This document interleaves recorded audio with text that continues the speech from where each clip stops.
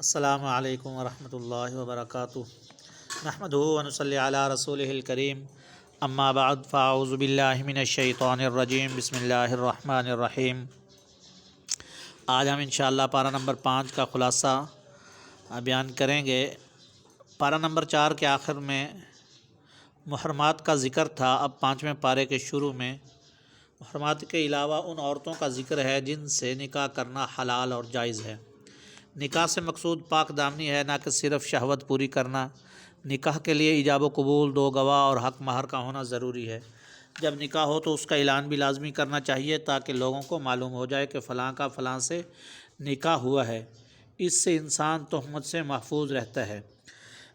پھر حرمت متع کو بیان کیا کہ متع کہتے ہیں کوئی آدمی کسی عورت سے کہے کہ میں تجھ سے اتنے دنوں کے لیے اتنے مال کے بدلے نفع اٹھانا چاہتا ہوں، اور وہ عورت اسے قبول کر لے۔ اس میں نہ تو لفظ نکاح استعمال ہوتا ہے اور نہ ہی 2 گواہوں کی موجودگی ضروری ہوتی ہے، لہذا جس طرح زنا حرام ہے اسی طرح متع بھی حرام ہے۔ جس طرح زنا حرام ہے اسی طرح متع بھی حرام ہے۔ پھر الرجال قوامون علی النساء، اس میں مرد کی حاکمیت و فضیلت کو بیان کیا کہ مرد کو اللہ تعالیٰ نے عورت پر فضیلت دی ہے اور اس پر حاکم مقرر کیا ہے۔ اس کی 2 وجوہات ہیں۔ عورت کے تمام اخراجات مرد کے ذمہ ہیں۔ تکوینی طور پر فطرت اور طبیعت کے اعتبار سے مرد کو فضیلت دی ہے، اور یہ ضابطہ عام مرد اور عورت کے اعتبار سے ہے، لیکن بعض خواتین علم و فضل میں یا کبھی جسمانی قوت اور طاقت میں کسی مرد سے آگے نکل جائیں تو یہ اس ضابطے کے خلاف نہیں۔ اور فعظوہن وہجروہن فی المضاجع واضربوہن، اس میں نافرمان بیوی کی اصلاح کا طریقہ کار ارشاد فرمایا کہ اگر کبھی بیوی نافرمان اور سرکش بن جائے تو اس کی اصلاح کے لیے 3 تدبیریں درجہ بدرجہ اپنائی جائیں۔ 3 تدبیریں اپنائی جائیں۔ ایک یہ کہ اسے سمجھایا جائے اور نافرمانی کی وجہ سے برے انجام سے آگاہ کیا جائے، اور دوسرا اگر سمجھانے سے اصلاح نہ ہو تو اس سے بستر الگ کر دیا جائے۔ تیسرا اس کے بعد بھی سرکشی ختم نہ ہو تو شرعی حدود میں رہتے ہوئے مناسب سزا دی جائے۔ پھر وَإِن كُنتُم مَّرْضَىٰ أَوْ عَلَىٰ سَفَرٍ أَوْ جَاءَ أَحَدٌ مِّنكُم مِّنَ الْغَائِطِ أَوْ لَامَسْتُمُ النِّسَاءَ، اس میں طہارت کے مسائل کو بیان فرمایا۔ مثلا جب نماز پڑھنی ہو یا قرآن کریم کو ہاتھ لگانا ہو یا کوئی ایسا مسئلہ ہو جہاں طہارت کی ضرورت ہو تو وہاں وضو کرنا ضروری ہے۔ بعض حالات ایسے ہیں جہاں پر غسل کرنا فرض ہے، مثلا آدمی ناپاک ہو جائے یا اہلیت سے قربت کر لے تو غسل جنابت فرض ہو جاتا ہے۔ اسی طرح عورت حیض و نفاس سے پاک ہو تو اس پر بھی غسل فرض ہو جاتا ہے۔ فَلَمْ تَجِدُوا مَاءً فَتَيَمَّمُوا صَعِيدًا طَيِّبًا، اس میں تیمم کا حکم کہ تیمم ایک نعمت ہے۔ اللہ تعالیٰ کا کتنا بڑا احسان ہے کہ وضو اور طہارت کے لیے ایسی چیز کو پانی کے قائم مقام کر دیا جو پانی سے بھی زیادہ آسانی سے حاصل ہو جاتی ہے، کیونکہ زمین اور مٹی ہر جگہ موجود ہے۔ تیمم کی نعمت صرف امت محمدیہ کی خصوصیت ہے۔ ان اللہ یامرکم ان تعدوا الامانات الی اہلہا، اس میں امانت ادا کرنے کی تاکید فرمائی۔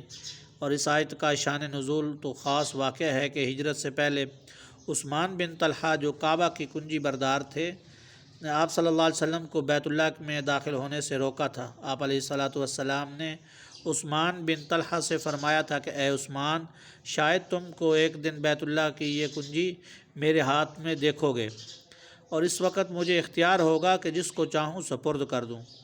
جب فتح مکہ ہوا تو آپ صلی اللہ علیہ وسلم نے عثمان بن طلحہ سے کنجی لے لی اور بیت اللہ میں نماز ادا کرنے کے بعد کنجی عثمان بن طلحہ کو واپس کر دی اور فرمایا یہ قیامت تک تمہارے خاندان کے پاس رہے گی۔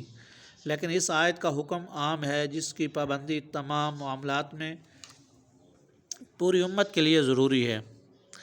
اور یا ایھا الذین آمنوا اطیعوا اللہ واطیعوا الرسول واولی الامر منکم، اللہ تعالیٰ نے شریعت پر عمل کرنے کے حوالے سے ارشاد فرمایا خدا کی اطاعت کرو، مصطفیٰ صلی اللہ علیہ وسلم کی اطاعت کرو اور فقہا کی اطاعت کرو۔ یہ 3 باتیں کیوں فرمائیں؟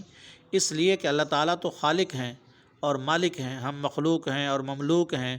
ہم نے اللہ تعالیٰ کی بات ماننی ہے، لیکن ہم دنیا میں اپنے اس کان سے اللہ تعالیٰ کی بات نہیں سن سکتے، اس آنکھ سے اللہ تعالیٰ کو نہیں دیکھ سکتے، تو ہم اللہ تعالیٰ کی بات کو کیسے مانیں گے؟ اس کے لیے ضروری ہے کہ اللہ تعالیٰ اور ہمارے درمیان ایک واسطہ ہو، اور وہ واسطہ پیغمبر صلی اللہ علیہ وسلم ہے۔ وہ اللہ تعالیٰ کی بات کو سنتے ہیں، کوئی نبی براہ راست سنتا ہے اور کوئی بذریعہ جبرائیل علیہ السلام سنتا ہے۔ کبھی اللہ تعالیٰ القاء بھی فرما دیتے ہیں۔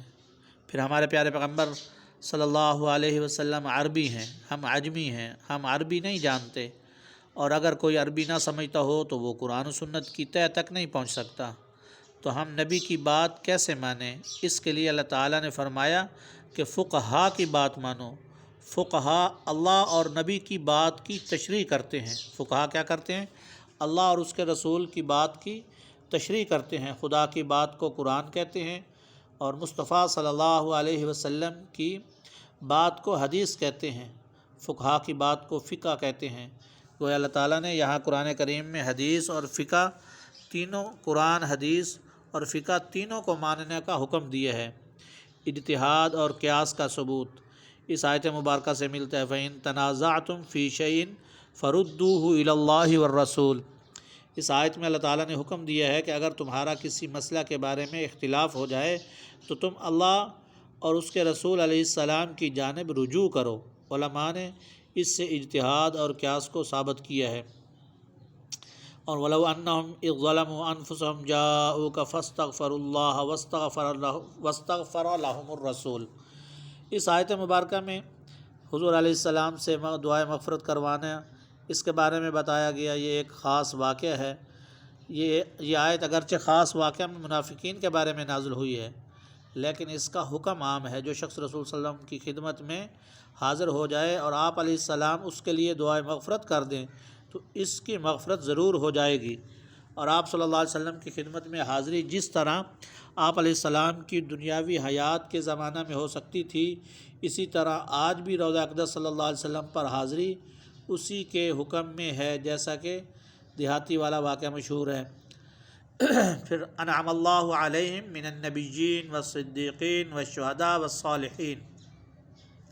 اللہ تعالیٰ نے سورۃ فاتحہ میں یہ بات فرمائی تھی کہ مجھ سے دعا مانگو، اہدنا الصراط المستقیم، کہ اے اللہ ہمیں صراط مستقیم پر چلا۔ یہ صراط مستقیم کیا ہے؟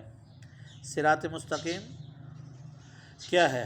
تو اس کے جواب میں اللہ تعالیٰ نے خود فرمایا، صراط الذین انعمت علیہم، ان لوگوں کا راستہ جن پر آپ نے انعام فرمایا۔ ان انعام یافتہ لوگوں کا ذکر 5ویں پارے کی اس آیت میں کیا۔ یہ کون لوگ ہیں؟ یہ طبقات کون سے ہیں؟ یہ فرمایا 4 طبقات ہیں: انبیاء علیہم الصلاۃ والسلام، صدیقین یعنی صحابہ کرام، شہداء اور اولیاء۔ پہلی بات، انبیاء علیہم السلام کی بات مانو۔ نبی تو ہر علاقے میں نہیں، تو فرمایا کہ صحابہ کرام کے نقش قدم پر چلو۔ پھر علاقے میں صحابی بھی نہیں، تو فرمایا شہید کے نقش قدم پر چلو۔ اب سوال پیدا ہوتا ہے، شہید شہادت کے بعد ہماری بات کو سن بھی لے تو وہ بتائے گا کیسے؟ تو پھر فرمایا اولیاء اور علماء اور بزرگان دین کے نقش قدم پر چلو۔ تو ہمیں چاروں کے نقش قدم پر چلنے کا